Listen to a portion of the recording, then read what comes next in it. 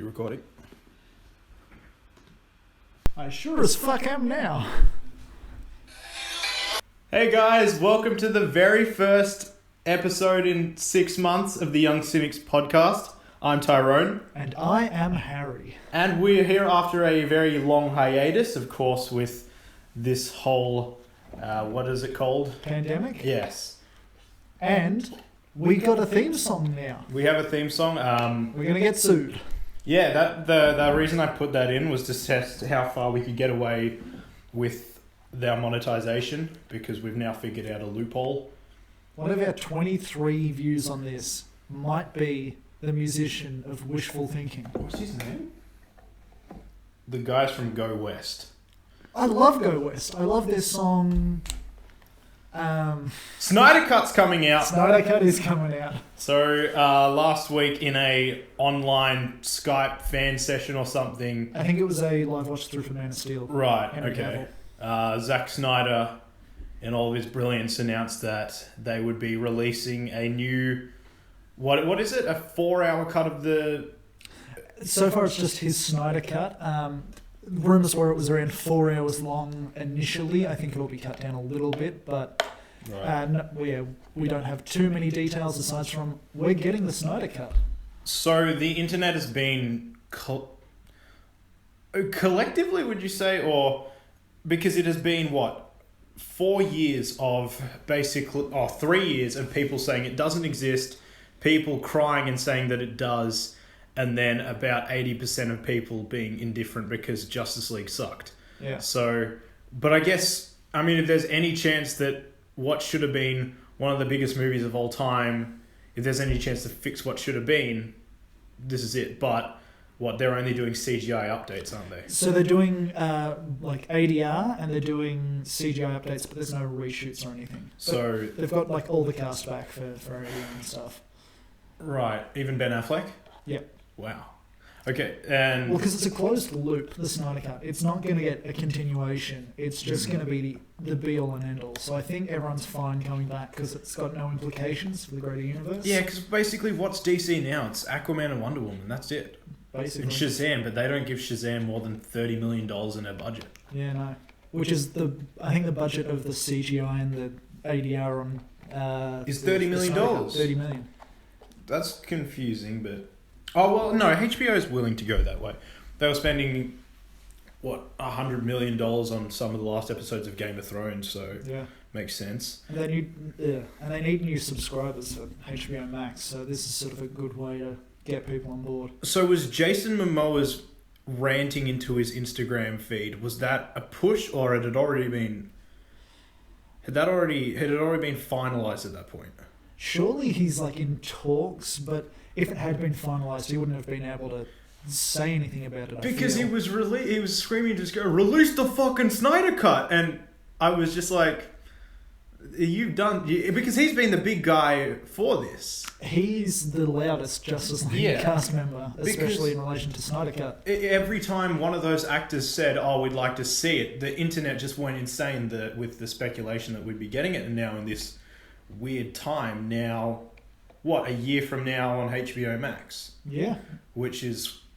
I think HBO released some video about HBO Now, Go, and Max and what the difference is. And really, it's just a way to swindle $30 a month out of your pocket. Basically. But yeah, they're doing this because they need, obviously, new IP, new content, and this is probably the easiest and the most fan service thing they could do. It's not a bad idea to get a whole bunch of new subscribers. By saying, it's because that's the thing, it's the Justice League. This is what the Avengers should have been. Batman, Superman, all coming together. That, 20 years ago, when you said the Avengers, that's that guy with the Tin Man and the green guy. No one even knew Iron Man. No one knew Iron Man. Iron Man was a C-grade Marvel character. The only Marvel characters people knew were Spider-Man, Daredevil, and Wolverine. Essentially, the Hulk's always been pretty big. Yeah, because of Lou. Big smash guy. Mm-hmm. But yeah, now DC... Yeah, because DC have always been playing catch-up with Marvel. But I think the interesting thing that this question... it comes to me that how much control does an audience get over a movie or a movie's release? Because this is very much a product of the circumstances right now. Well, because you've got Zack Snyder, who's always been advocating for his cut. You've got the cast who have all agreed. You've got coronavirus right now, so everyone needs work. Yeah. A lot of the circumstances right now facilitate this. And there's never been anything... I mean, the Sonic redesign is probably the next closest thing, but the Snyder Cut has got the most, foot traffic in terms of fan service, ever. So nothing, I don't think this is going to set a precedent. Because so far my theory of how much control should fans have, that hasn't gone majorly overboard. I mean, it's been Justice League and Sonic have been the two biggest examples, and that was because what they fixed originally was just a horrible abomination that graced our eyes. Of course, Sonic and then you watch it and it was. Because the thing was, regardless of the design, that movie was fine. Yeah. How would the movie have been received if not for the CGI update? I think that movie is as fine as the main character. I think yes. People would have found the flaws if Sonic looked like a demon. But because he looked good, people looked over it. You latch onto one thing and then it kind of spreads your critique. There's one specific movie I'm thinking of where people get really angry about one thing, and then that anger at that one specific thing kind of spreads to a whole bunch of things. But I don't want to talk about that movie ever again in my life. It's very controversial, I feel. Yeah. But we're talking about Adam Sandler's The Cobbler. Yeah. No good. He makes shoes. Did he put on the shoes of a black guy or something? And didn't he get in? No, he got into a shower with a lady or something. It's really creepy. Bold of you to assume I've seen it. Okay. Have you? You gave it to me for my 15th birthday or something. The best present you've ever received. Oh my god. So I think we'll wait. We'll see. Snyder Cut. Well, it's official. That's the strange thing. We're actually saying it is happening. It's coming. I think I don't think anyone expected to get this far. No. I don't think Zack Snyder, if he knew he would get this far, would have been... It always felt like the weirdo section of the internet's pipe dream that the Snyder Cut was a real thing. I think the issue is now, how different can it be? Because... With reshoots. I think... Well, without reshoots. Well, the one thing I'm thinking about is when you saw the original trailers, the colour on everything was so dark and dulled down. And then, I think one of the big things was seeing shots from the Superman fight where it looked like it was at dusk or night and the screen was really dark. But then it's this shocking red filter over Justice League, it looked like it was taking place at 8 o'clock at night on Mars. during daylight savings with a red weird sky. I think visually, is going to be very, very different because it's definitely... Justice League might be one of the most visually ugly movies I've ever seen. It is atrocious. It somehow makes so many and so little choices visually. It has, oh my god, that final bit where they're terraforming, just like you know what? Watching Man of Steel was on Foxtel the other day, so I was just sitting through it, and I think my thing with Man of Steel is that Hans Zimmer's score is so incredible that I often overlook major flaws with. There's that bit where Zod's terraforming and the people are getting thrown up into the ground and then whacked down, and it feels like DC have been trying to do course correction on Man of Steel since day dot.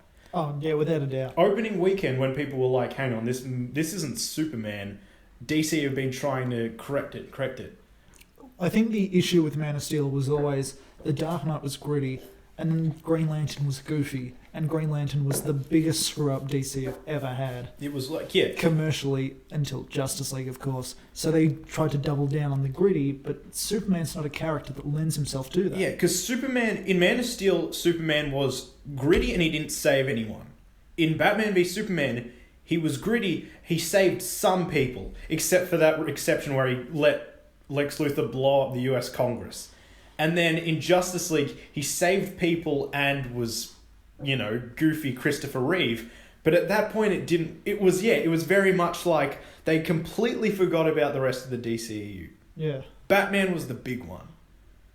Oh, without a doubt, Batman's always like they've tried to like build everything around Batman. And, DC. Yeah, and unfortunately, they started off Superman, who wasn't Superman, and they started off Batman violating the one thing about Batman that people hold so sacred with the no killing. People have gotten way too up in arms about that, personally, but like he's really good at Batman. He's really good at Bruce Wayne. I just don't think they've understood their own interpretation of Batman. Yeah. Ben Affleck is great. Oh, without a doubt. Ben Affleck. In Batman v Superman. Ben Affleck is amazing in Batman v Superman. He is the best part of that movie, and I was really excited to see his Batman movie directed by him. And then, it was Matt Reeves was going to direct the Ben Affleck movie. And now he's directing the Robert Bat movie. Bat and Bat movie. But, yeah, I think that right now it is an interesting conundrum. We'll see. We'll wait a year. If it's released in 4 1-hour part episodes or one massive Batman v Justice League Ultimate Edition. Yeah. Because the Batman v Superman the Ultimate Edition is horrible. It is it is just like an extra 40 minutes of Lois Lane's bullet mission finding thing. I think it justifies the Lois arc in the original movie, but it's not an arc that was required in the first place. Yes, it is. Yeah, it's doubling. So you've seen the deleted scenes from the first Avengers, right, with the waitress? Yep. It is. Yeah, it's like if they included that, but they stretched another 15 minutes. The issue is the waitress isn't a pivotal character. No. Lois Lane, you can't cut around. No. So they sort of put themselves in a corner with that situation. All right. So, and our next one is Henry Cavill has been all buddy with Zack Snyder on whatever their fan casts are. And apparently now he's in talks to return to the Superman role, which, what does this mean for the DC Extended Universe? Are they going to Flashpoint it or something? Goddamn. Well, I mean, okay. You look at Marvel had Edward Norton. Marvel, I mean, you look at that start. They had a movie with Robert Downey Jr. and their second movie had Edward Norton. Yeah. That is two massive... Edward Norton is like one of the biggest gets you can have in terms of just casting. Especially at the time, he was really big. He's probably not as big nowadays, but he's still in all of the Wes Anderson movies and everything, but his stock is not as high as it was 10 years ago when he signed on for Hulk. But I don't know why... I think it is simply just a factor of the quality of DC's movies and also how, like, if you compare the movie landscape from 10 years ago when Marvel was kicking up to when DC decided to really kick up when 2016 rolled around, they had two of the biggest, like, face flops. And I mean, you look at Marvel, 3 out of their first 5 films are not great. Iron Man 2, Thor 2, and Incredible Hulk. Yeah, they're just sort of boring films. And a lot of people are wishy-washy on the first Captain America as well. Which they shouldn't be. That movie is phenomenal. Great. Yeah. But they didn't have such a stellar start. I think Avengers definitely locked them in. From Avengers onwards, they were fine, but Avengers came through and everyone was on board, and then Iron Man 3, which I still like Iron Man 3 a lot, but you get where people were really pissed off with the Mandarin stuff, and then Thor: The Dark World, which is my least favorite Marvel movie, and then 2014 for me really, they had like, it was 2012 excellent, 2013 doubt, 2014 incredible, 2015 with Age of Ultron was when it started to slip into that, okay, now we got to build on everything, we got to make everything a sequel, we need to introduce 15 different characters, we need to set up phase 3, we need to do, another Thor movie, Civil War, Infinity War, all this stuff. It sort of started expanding sporadically. And I don't think Ant-Man gets as much credit as it does for definitely not. Really kind of just underpinning basically Avengers Age of Ultron, this massive, great, sprawling story, and Ant-Man just pinning it back to Marvel fun. Yeah. Sure, it's nothing special, but it demonstrates that amongst the galactic issues, Marvel can still make a smaller, contained film and hit it out of the park. Yeah. But I think when you go out of the way first up with your first film, and as Man of Steel did, having massive city destruction and people getting slammed into the pavement and massive space battles, look at the first Superman movie. The first Superman movie is Krypton gets destroyed, and that takes the first half an hour. And then the next half an hour is just teenage Superman. And he says, like, he has maybe 2 or 3 lines in that entire half an hour. Yep. And then the next half an hour is just Clark Kent in Metropolis, just doing things. And then the last hour of the film is when he actually starts doing all of his Superman stuff. Yeah. But it builds, and by that time you actually care. Meanwhile, in Man of Steel, it is all just all these metaphorical lines and just, you were meant to save us, and all this crap. And it focuses more on what he's meant to be than what he is. The backlash would have also come off Henry Cavill for just giving such a dull performance, I think. It's sort of, you can tell it was supposed to be like in deep thought, most of his stuff, like especially on the ice when like Flight is playing, there's a lot of deep thought, but because that character isn't developed that way properly, it just doesn't land. It doesn't fit the tone. No. But, look, if he's back, he's got the look. He's a charismatic actor. Yeah. He's really good. Will he bring the mustache back with him? Superman with a mustache. I want to see Superman with a beard, maybe not just the mustache, though. Well, we saw that Man of Steel when he's on the freighter. When he's his drifter and then guys are all throwing beers at him and everything. And then he's throwing logs through a truck. A telephone pole, and he somehow put a truck through it, even though if you look at it, the angles doesn't make any sense because he would have had to pull the poles apart and then skewer each end through the truck. But he's meant to save us all. Oh, yeah. You were meant to be a shining beacon that you were the chosen one, run. Clark. They would often fall behind, but one day they will join you in the sun. All right, Harry, what have you been watching during quarantine? Coronavirus catch up. What have I been watching through quarantine? I have been rewatching every comedy series ever. Mm-hmm. I've recently finished Always Sunny, Always great, phenomenal. Mm-hmm. Always hits the right beats with all the content. I think we've both been watching Community a bit. Yeah, rewatches. Community. It's on Netflix. I'm like halfway through season 2 right now. So you're in the glory days. Yes, I'm in the glory. I literally finished the documentary filmmaking, the first one where Pierce is giving everyone bequeathing his gifts. I want to get bequeathed to Pan. One of Troy's best episodes where he does so little. I never wanted to meet LeVar in person. You can't disappoint a picture. But, that and other TV shows. So I got into Bodyguard a bit.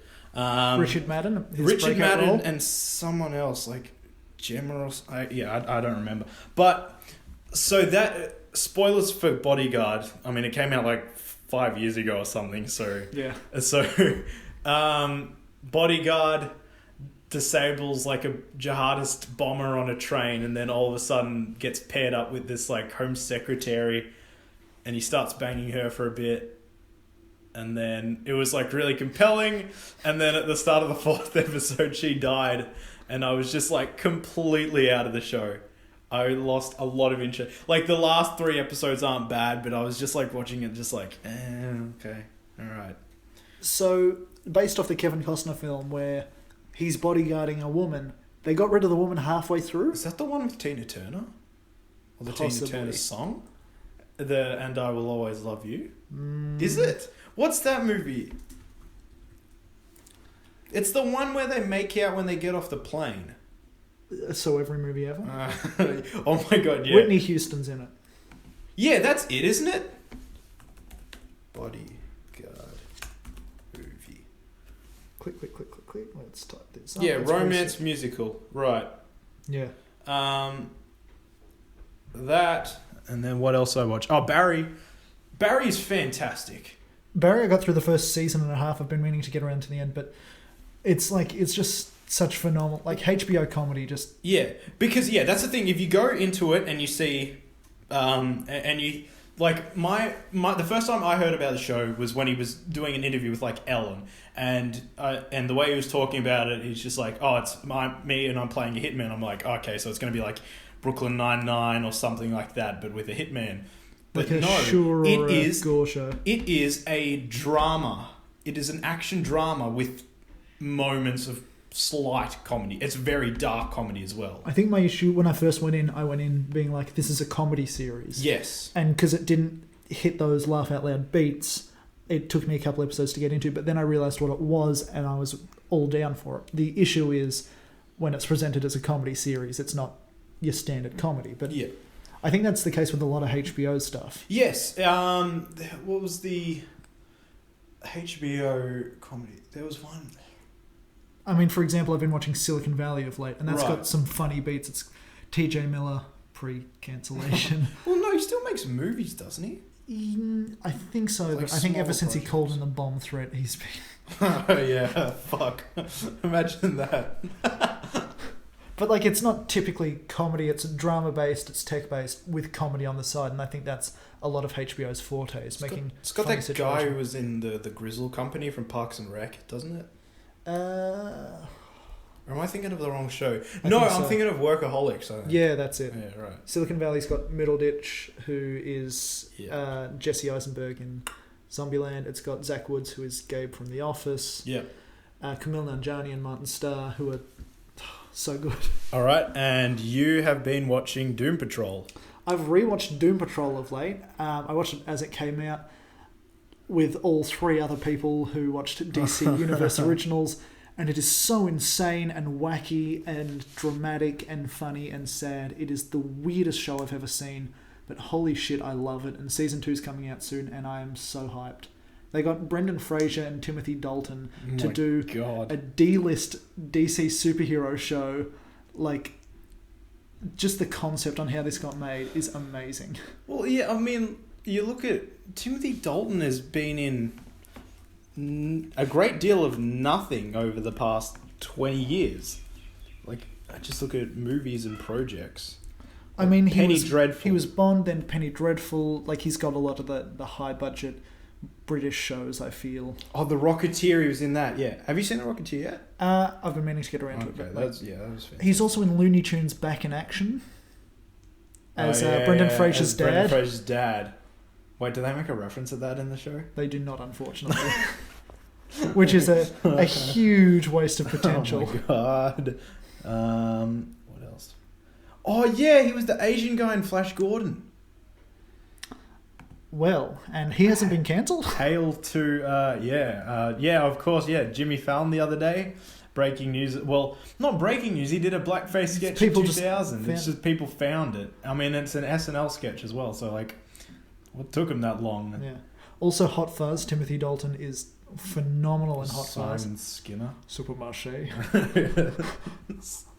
I'm I'm a slasher crack of prices. Crack that up. All Crack sorts that. of secrets would come spilling out. And then...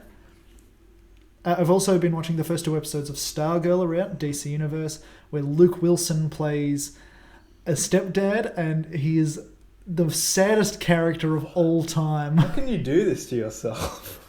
Hey, Joel McHale was Starman. The opening 2 minutes are great because it's Justice Society of America, Right. and then it becomes Riverdale sort of teen show. And so I've been watching it with my sisters so they can force me to get through the first season because it's got fun concepts, but it's a perfectly good TV show. It's just not for me.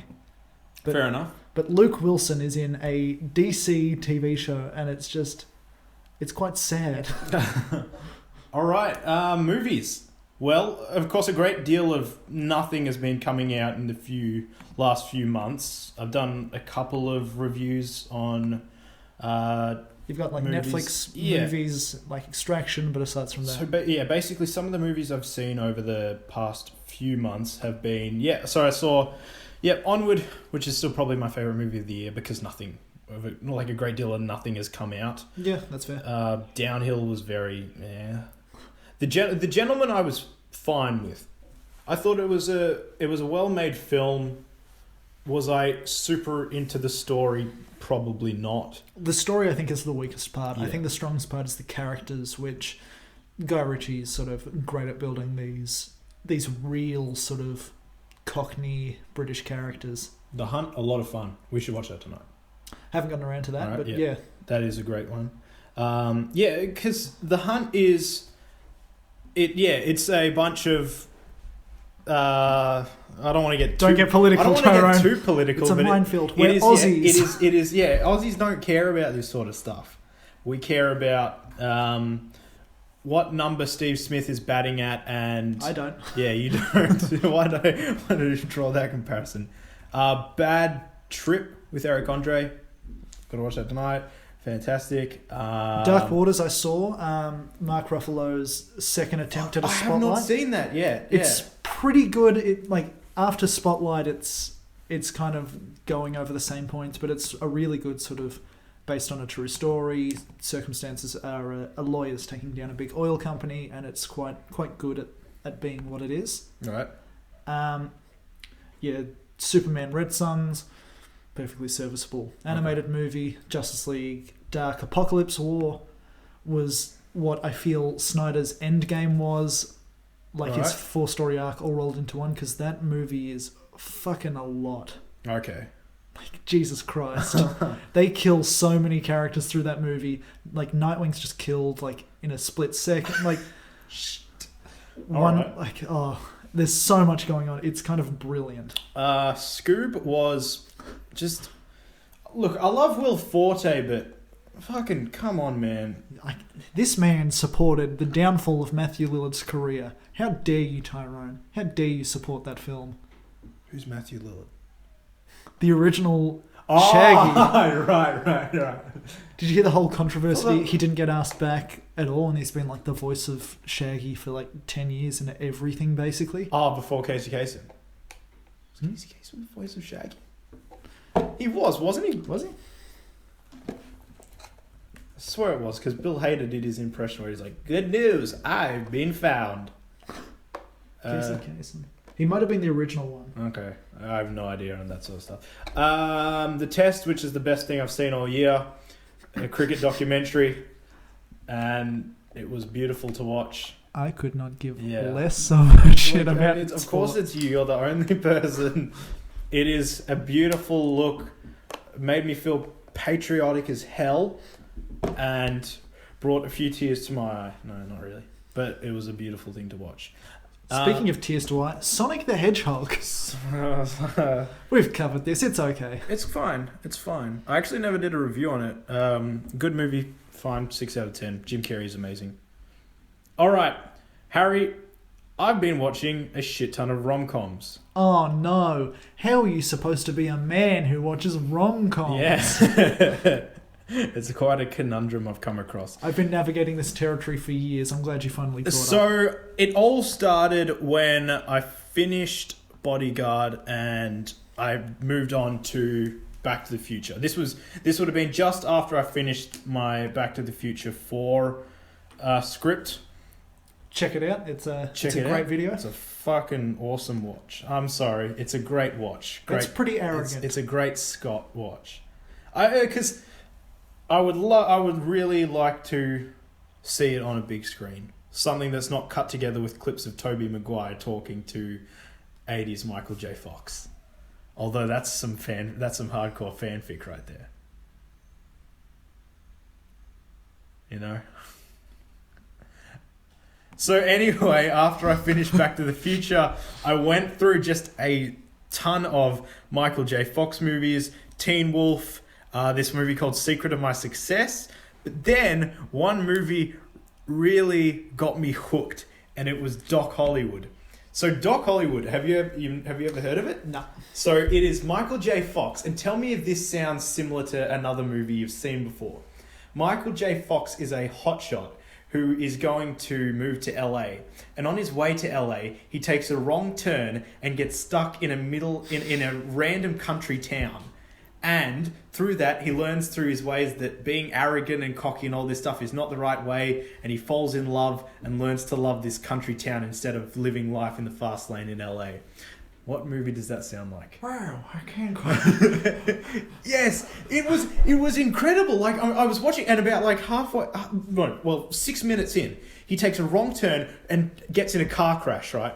And then about 2 minutes later, he's sitting in a courthouse, and they assign him to like 32 hours community service, and then he says some smart ass comment which gets him more time, exactly like Cars. Is the town Radiator Springs? It is. It's called Grady in South Carolina. Does he have a hillbilly best mate? Okay, so there is like a multitude of characters who all form together to create like a Doc hybrid and a Mater hybrid. There's like a mayor guy who's pretty much the Mater, and there's like 4 old guys who like there's an actual doctor, but he doesn't get enough screen time to be Doc Hudson. But there's also another few like old guys. There's a bunch of like townsfolk who all help him like see the wrong, and of course there's the love interest who Julie Warner, I think her name is. She was stunning. Google, Julie Warner, Doc Hollywood. Incredible. But yeah, so that led me down a rabbit hole of rom-coms. So basically went from there to, let me look through. I just want to clarify, he's gone through rom-coms. He hasn't seen Love Actually or About Time yet. Yeah. 2 of the greats. 2 of my next ones. Does this man hate Bill Nighy? So it was Just Friends with Ryan Reynolds and Amy Smart. I think that's her name. That was kind of bad, but funny at times. But still kind of stupid. Then Knocked Up, which was all right. I saw Sleepless in Seattle. So that is... it's got an interesting premise, although the payoff is kind of weak. Like in a rom-com, they've got a kiss at the end, right? They don't. They just walk off hand in hand. And I don't think Meg Ryan's that great of an actor. She really like overdoes it. Yeah. I mean, it's a 90s rom-com. What can you Me, expect? Myself, and Irene, I loved it. It's a Farrelly Brothers movie. So, it's in the same ballpark as Dumb and Dumber, and There's Something About Mary. 2 movies I absolutely adore, which are pretty trashy. Next ones were 500 Days of Summer. Yep. Mark Webb, director of the Amazing Spider-Man films. 500 Days of Summer is actually fantastic. It is a really, really good film. It's quirky. What's his name? Joseph Gordon-Levitt gives a really good performance. Same with Zooey Deschanel. His 2 roommates feel really authentic. I don't know if they're Mark Webb's friends or something, but they were really good. And all the performances just feel really real. And it was a great little comedy. That was probably one of my favorite ones I watched. About a Boy with Hugh Grant. It was Hugh Grant. It had Toni Collette like early 2000s, but she tries to like kill herself like halfway through, so that was kind of the moment you kind of realize it's not really a rom-com. Yeah. It's a tragedy, not a comedy. Yeah. Okay. And I've seen Shakespeare, ladies and gentlemen. The Proposal with Ryan... This could really come back and bite me in the ass talking about some of these crappy movies. The Proposal with Ryan Reynolds and Sandra Bullock was so bad. Sandra Bullock is, the uptight New York executive, and Ryan Reynolds is her assistant, and then turns out she's Canadian, so she needs a green card, so she's getting married to Ryan Reynolds, so he takes her to meet the family, and surprise, surprise, they fall in love along the way. It was bad. It was real bad. Not a fan of those. You fall in love along the way. Up in the Air was an interesting one. George Clooney and Vera Farmiga. Oh, yeah. So when I first saw the poster, it was like, I was like, is this going to be George Clooney falls in love with Anna Kendrick? Yep. Yeah, but then it was just... Keep talking. Oh, right. I have not seen that. You haven't seen The Big Sick? I have not seen The Big Sick. Really good. George Clooney is a guy who fires people for a living, so he's got no humanity. It's a Jeff Winger arc. He goes through the show, meets a misfit, and then becomes a better person for it. Okay. But the ending was real shocking.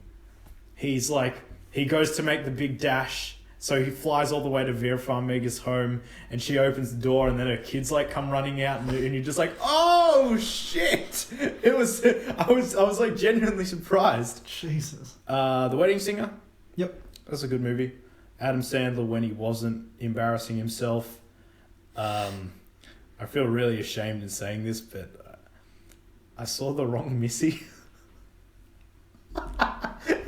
It's not as bad as it's not come back. It's not as bad as you'd expect it to be.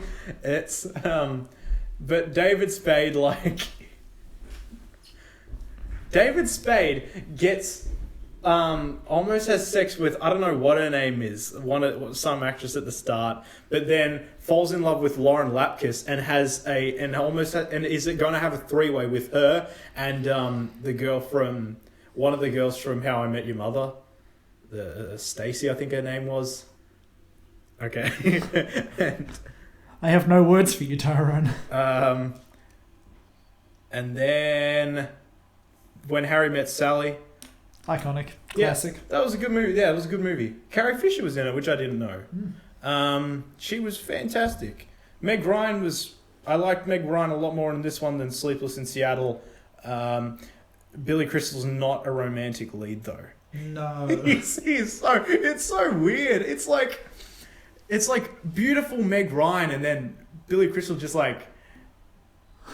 well, I guess a guy and a girl can be friends because sex gets in the way all the time. And I was just thinking there was no one else. There was no one else. I think the issue is we were raised on Monsters, Inc., so we can't go back. Michael J. Fox would have been good in that movie. Michael J. Fox would be good in anything, John Wick starring Michael J. Fox. How great would that be? He took my dogs! I'm gonna get you! Took my dog. I don't do that. Then last night started off with Pretty Woman. Iconic. Yep. Yep. I think you can't have a conversation about Richard Gere without addressing the gerbil of it all. History's most unfortunate rumor. It's so false, but if you look at what do people know about Richard Gere? He was in Pretty Woman, and he put a gerbil up his ass. Allegedly. Allegedly.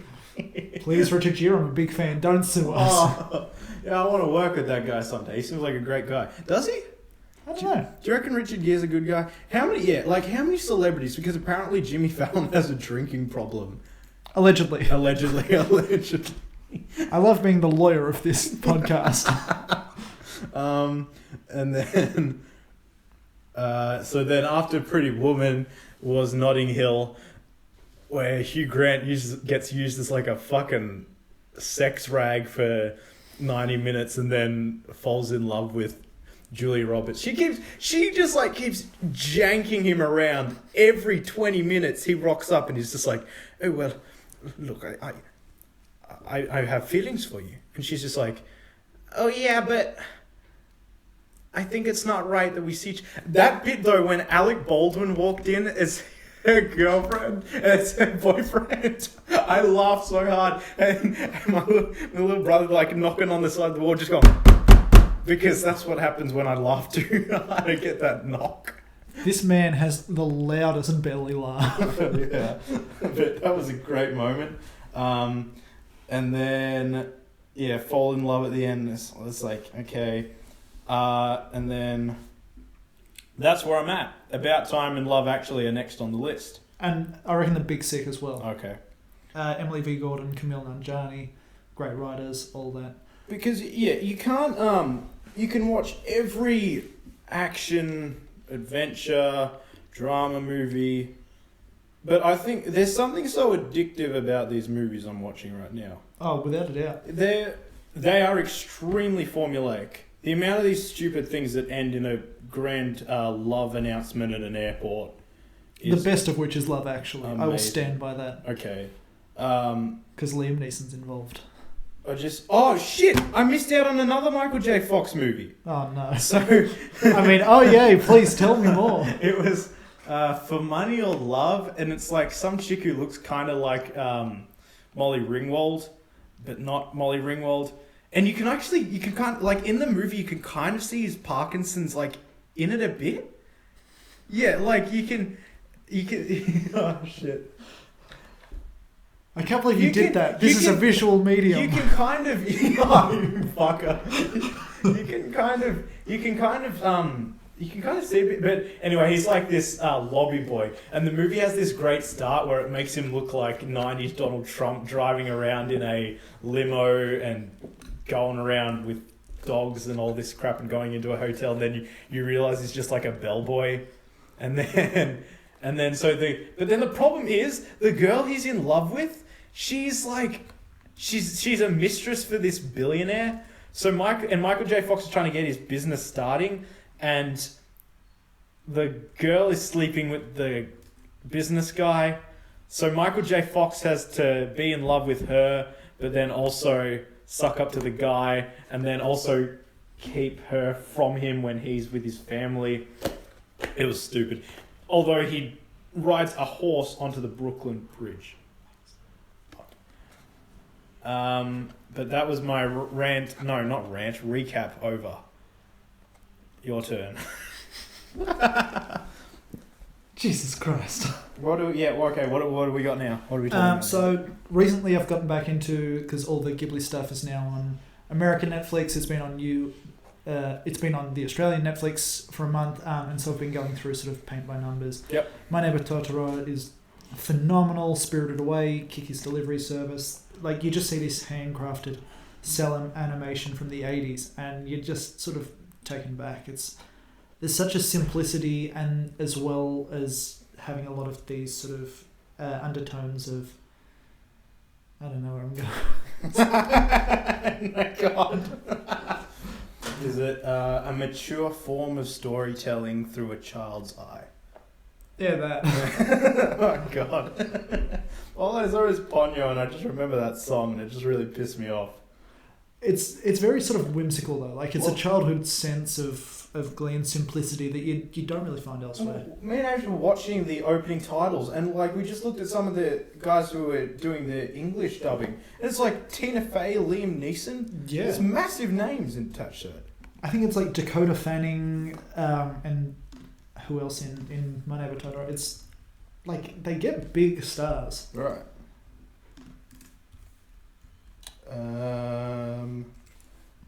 Well, which girls is it? You got there.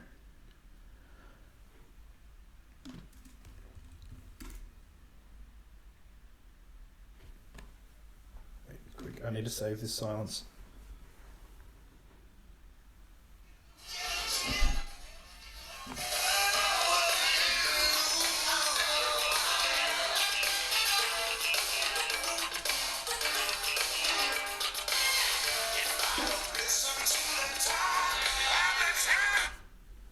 All right, and we're back on the TYC podcast. TYC? Is it? Yeah. Okay. It has a ring to it. I'm going with it. Yeah. This name that I thought up. Anyways. So the implications of coronavirus, everything's been pushed back, obviously, because no one can film, not many people can edit, and no one can go out to cinemas, most importantly. So, yeah. Black Widow is probably the biggest pushback. Well, not pushed back furthest, but it's the biggest film that's been delayed. Mm-hmm. It's back to November, I think. Yes. And sort of they've got to sort of work around that. I reckon though, like a lot of the cinema surrounds Tenet. So we are still getting Tenet on time, apparently. Okay, yeah. So I'm not sure how it's going in America, because Australia has already started to has been lifting restrictions in stages. By June 11th, we'll have sporting events back. We had NRL back the other night. Yep. But with cinemas, of course, it all depends on what's happening in America. and right now that thing shows no signs of slowing down. So, like that, is it still being released in America? Because apparently it still is on schedule to. I've seen Americans talk about it, that it's still going to be released on. Yep. So this is just the second one. Yep. 45.09, easy. Yeah. So I'm just looking, like our local cinema still has 16th of July Tenet coming out, because in Australia we get them on a Thursday. 23rd of July Mulan. 13th of August Wonder Woman 1984. And 3rd of September A Quiet Place 2. So that was actually... A Quiet Place 2 was literally coming out the week that everything got shut down. Yeah. That was March... I believe it was March 19th. I think the weekend it was coming out. And then that was when everything took a hit. Then The King's Man on the 17th of September, 2 weeks later. Oh, hang on. Yeah. Trolls World Tour is getting its cinematic release. Even though it's already been streaming. Yeah.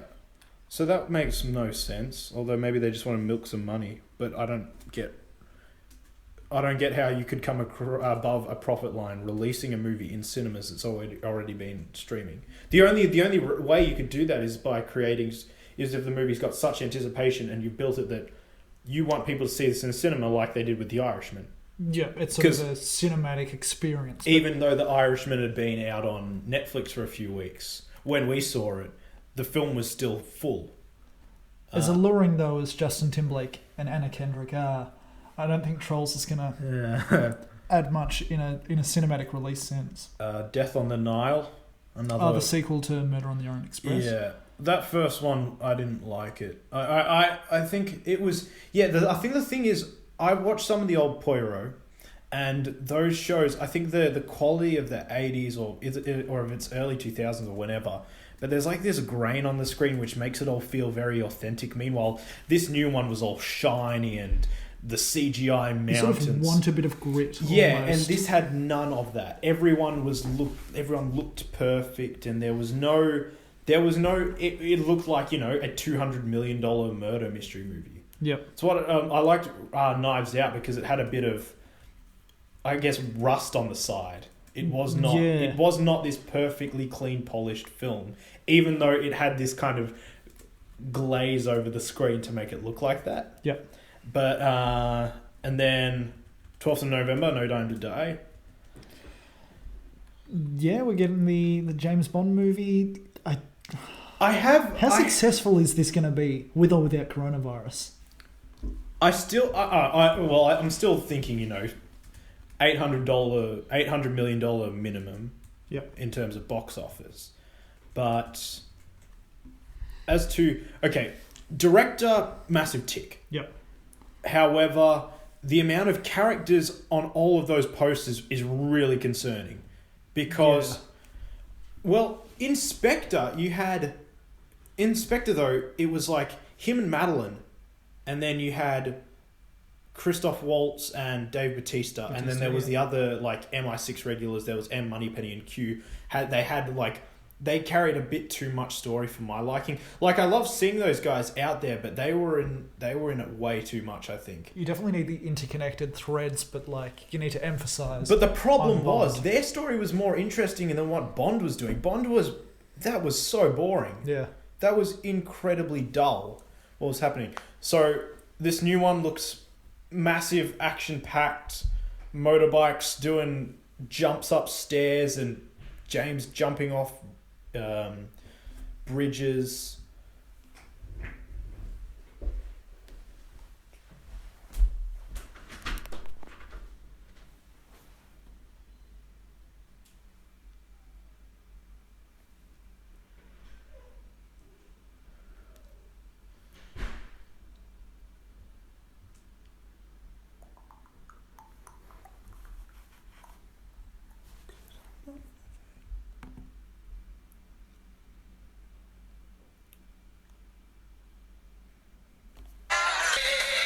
And we're back after another brief intermission. Coronavirus, sorry guys, you know how it is. Yeah, no, I'd be pooping. No Time. Oh no, He was gone for 30 minutes. that was yeah. No Time to Die. What happens next? Well, they've got a reboot. Yeah. Well, they are going to get a new actor. In my video, I said I wanted James Norton or Richard Madden. Either two of those is a strong pick, or David Oyelowo. Yep. But, But like, how much are they going to reboot? Is M going to cross? Well, Ray Fiennes is M. The thing is that the Daniel Craig films have done something which, well, the Brosnan films had characters cross over, and Yep. there've been like, there's MQ and Moneypenny, but there's like characters like Felix and small bits that have crossed over throughout the last 50 years of Bond films. Yeah. However, there was never a great overarching, continuous threading along story, apart from Blofeld. Yep. But the Blofeld and Spectre thing, I feel, is different because there was one overarching villain. No other character was recurring apart from Blofeld. And Blofeld changed actors every single movie. Yeah. So, like, the consistency was the inconsistency. So now it's all a bit of a question. now you've got a Marvel-fied James Bond. Yep. You have an interconnecting story. You have Jeffrey Wright is returning again, like, which I'm cool with. Great. He's a really good actor, and I'm glad to see him back. But yeah, where do we go from here? You've got Rami Malek returning, but then you've got Rami Malek coming in, and then you've also got Christoph Waltz returning. Yeah. So I think, and I like the internet has kind of gone haywire over the fact that Lashana Lynch is going to be The new 007. Yeah. Not specifically Not James Bond, Bond, because that is not it is not a code name, it is the man's actual name. But she will be the new 007. Who do you think is going to end up with? Because it's either going to be Madeline, or I think Madeline's going to die in this film. Yeah. And I think that Ana de Armas might be the one he ends up with. Well, because I don't think he can't... Can he get with 007 at all? Because I think if you're introducing a new strong... You really shouldn't have Daniel Craig, like, seduce her. No. I think if it's, like, mutual, if, like, they're both seducing one another, then it works. Well, what happens if he retires at the end of the whole thing? Like, just for good, and just drives off into the sunset, and it's just like James Bond... Won't return. What? Yeah, we get another reboot. We get another, Casino Royale type reboot. It's kind of up in the air. They could go anywhere. Give me my Mission Impossible versus James Bond movie. Do it, please. I personally want to see them, because I think the issue with a lot of modern spy stuff is the modern nature. I kind of want to see them take it back to the classic era. I mean, I don't, you don't have to have a guy throwing a bowler hat or a guy with metal teeth, but Or have Diamond a bit, Face. have a bit more fun with it. Make it kind of goofy and serious, but I don't think the modern era is where to do that. I think you should... No, because Skyfall did it perfectly. Oh, yeah. Skyfall is the prime example of how to... Casino Royale is like the great Batman Begins type Bond film. However, Skyfall is like the perfect film that you should do in this modern age. Because you can merge... You can have these charismatic, wacky villains, but also have serious modern day themes. They Home Alone the shit out of a house at the I end. know! But they don't undermine the story at all in doing that. I No. think that's what's most phenomenal. Free Guy on December 10th. Yep. That's an interesting concept. Oh, definitely. I think without Ryan Reynolds at the helm, it would fall flat on its face, but I reckon that is a very interesting concept, and yeah, I'll be looking forward to see that. June, of course. Like the images, Denis Villeneuve, or Villeneuve, or Villeneuve, however you pronounce it, it'll probably be great. Yeah. It'll probably be top 10 of the year. Top Gun pushed all the way back to Boxing Day. Oh no. Yeah. Well, I haven't even seen the first one, so I'll probably just do a video on that eventually. Yeah, neither. And then everything else has just been pushed back until next year. Ghostbusters, Fast and Furious. What else? When's New Mutants? Been pushed back to. Oh, And Gambit. When's Gambit coming out? Too soon. That Hashtag release the Gambit cut. well, what's that might be the worst example of production. Well, no, it's post-production hell. Because that movie was It completed. was filmed like 3 years ago. Yeah. Oh, even before that, wouldn't it? Well, yeah, I think it was supposed to come out around Dark 2018, Phoenix, I think. Or it's been in post-production hell forever. Right. Got anything else on that list? Oh, Mulan. Should we just talk about the Disney reboots? I've got 10 minutes. Yeah. So Mulan coming out on what now? Just a few weeks after Tenet will. Yeah, 1 week after Tenet will in Australia on the 23rd of July. I think the very obvious problem that a lot of people are having with the film is that it will probably be devoid of all style and substance. Because they are removing the heart of the movie. They're trying to go for a more traditional aspect. Yes, they are going for a Chinese style action movie because that's the box office. An international audience. Yeah. So without a doubt, the film will make near $1 billion. I reckon it'll be better than Aladdin and. Aladdin was horrible. Lion King. Yeah, I think it'll be better than Aladdin. I think it'll be better than The Lion King. I think it's going to be the most different reboot we've seen yet, which I think is good because I think a lot of the reboots have strayed too close to the originals. Jungle Book was fine because the original Jungle Book is not revered. It's disinteresting, yeah. But the other one, like remaking Dumbo, why the fuck did they do that? That is an hour of like 1940s filmmaking charm. And I think Dumbo is the best it can be, but it's not ever all that like the original. Would you Dumbo. Would you ever rewatch 2019 Dumbo? I wouldn't rewatch either of them, quite frankly. I've rewatched the original one. I mean, crows aside. Oh yeah, it's still a fine film. And then they've still got how many Maleficent movies coming? All right. So Cruella got pushed back to May 28th, 2021. Yeah. Have they filmed that? Post-production, yep. Damn. So, yeah, and there's all the set photos of Emma Stone looking crazy.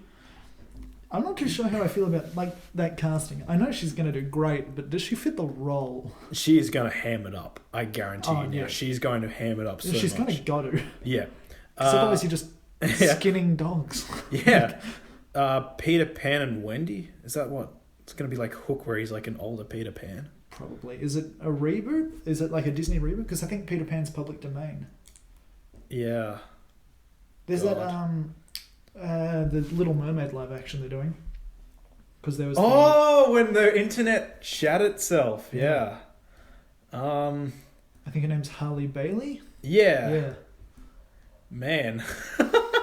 That's like, yeah, that is...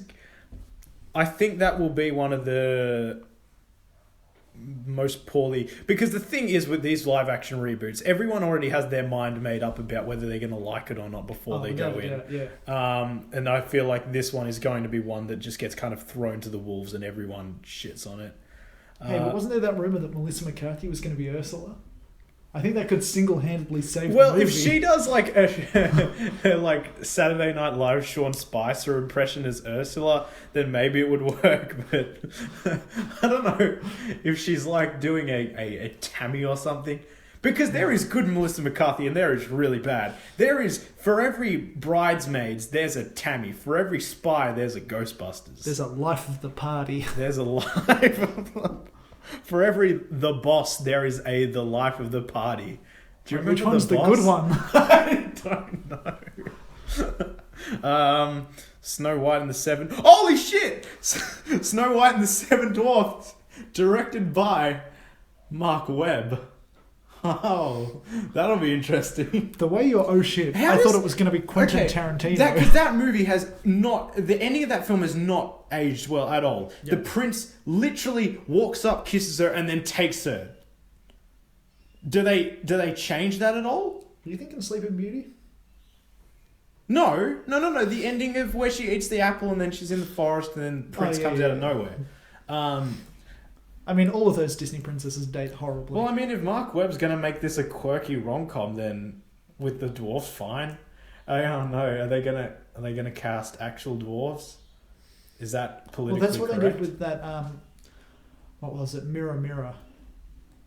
It was. Is that the one with Julia Roberts? Julia Roberts, yeah. Oh my god. And I think it's Lily Collins. I saw that in cinemas. I did not have a blast. Yeah, I've seen bits of it. That movie sucks. Yeah. Pinocchio. Holy shit! Pinocchio directed by Robert Zemeckis. I think there's no better hands to put it in. Yeah. It'll probably have that charm. It'll be nice. Maybe avoid some of the donkey stuff. Yeah, that's gonna be so fucked up. The only one I was semi-interested in is The Hunchback of Notre Dame. Yeah. That is the only one because, I mean, you look at all these other ones, Sword in the Stone, Robin Hood, a second Aladdin film. I'm just crossing my fingers we eventually get an Atlantis. Because that movie is so slept on. Atlantis and Treasure Planet. I have not seen Atlantis. Really? No. It's Michael J. Fox. Yeah, I know, yeah. You're doing your rewatch and you're not watching Atlantis? Yeah, I was watching his rom-coms, man.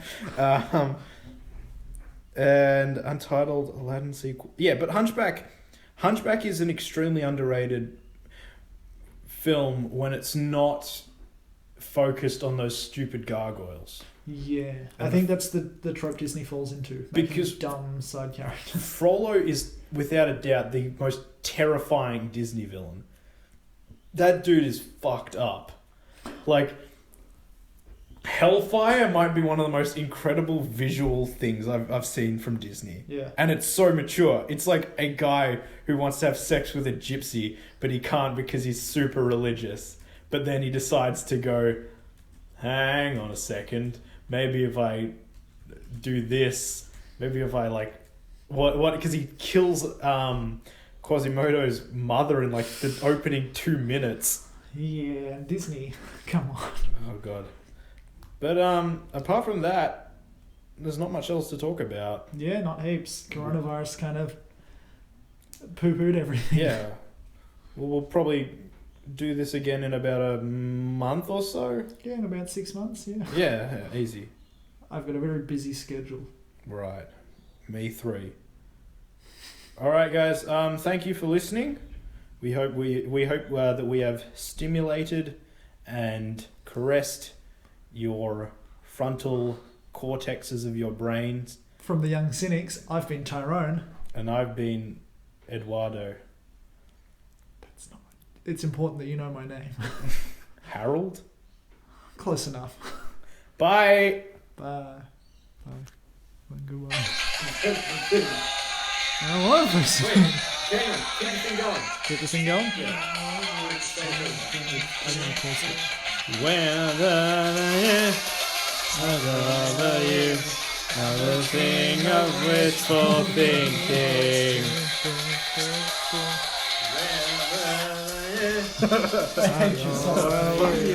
I'm the king of wishful thinking.